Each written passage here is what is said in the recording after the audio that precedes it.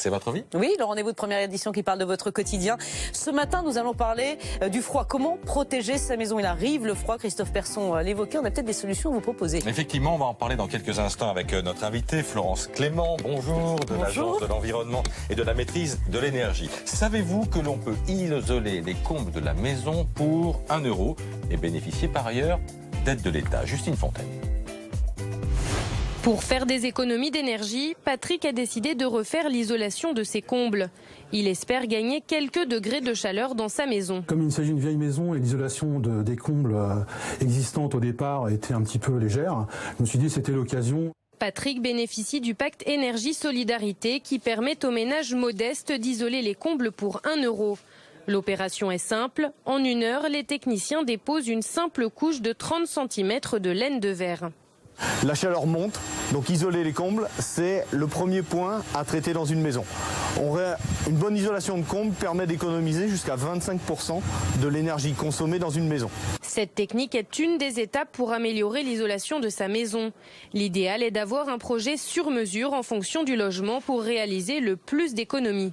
Il est important d'avoir une approche globale du logement sur toutes les dimensions possibles, notamment l'isolation des planchers, l'isolation des murs, l'isolation des fenêtres, le changement de chaudière ou encore une réflexion sur la ventilation.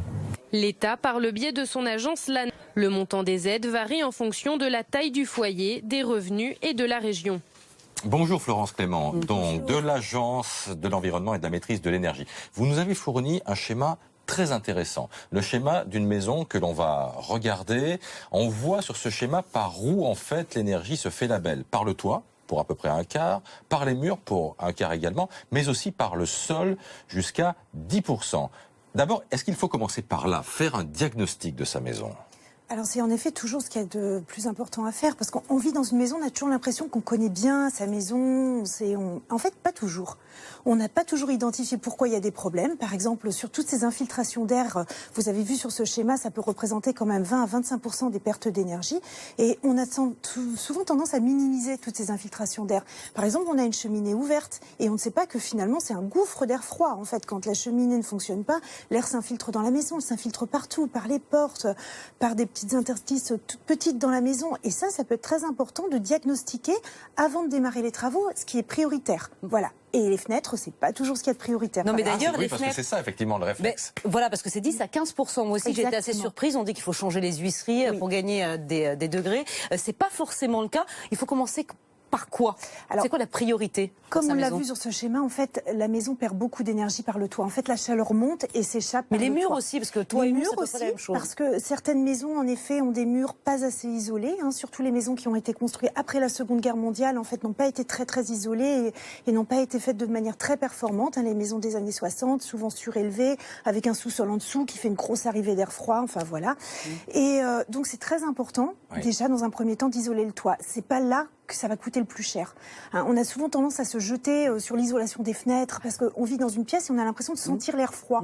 Donc on se dit c'est les fenêtres qui sont le poste le plus important à changer et en fait c'est souvent le toit. D'un mot Florence, il y a des aides pour ça? Alors il y a des aides pour tous les travaux d'isolation dans la maison. Vous avez des aides pour le toit, pour les fenêtres, pour les murs, même pour l'installation d'un système de chauffage performant, comme des chaudières à haute performance, l'installation d'un poêle à bois. Enfin, si vous voulez que votre maison devienne confortable et soit beaucoup moins consommatrice d'énergie, en fait, vous êtes assez aidé. Voilà, il est encore temps, même si les températures très basses sont d'ores et déjà de retour sur la France, puisque Christophe Persson nous disait tout à l'heure qu'il ferait des températures dignes d'un mois de décembre à partir de ce week-end. Voilà. Merci d'être venu nous voir ce matin.